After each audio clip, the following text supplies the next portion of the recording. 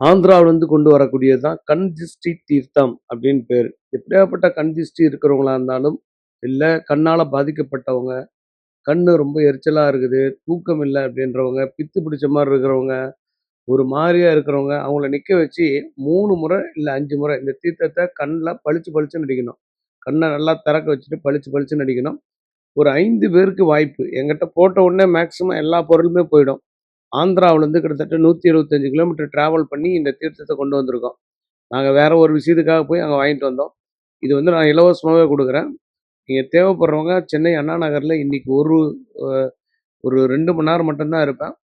ஒரு 5 பேர்ல உங்க பேர் இருந்ததுன்னா, நீங்க 2 வீலர்ல வந்து வாங்கிட்டு போயிடுங்க. இதுக்கு வந்து நீங்க ஏதாவது விருப்பப்படக்கூடிய காணிக்கை குடுக்கணும். அந்த காணிக்கை கூட எதுக்கு வாங்குறோம் அப்டின்னா, நாய்களுக்கு பிஸ்கட் போடுறதுக்காக.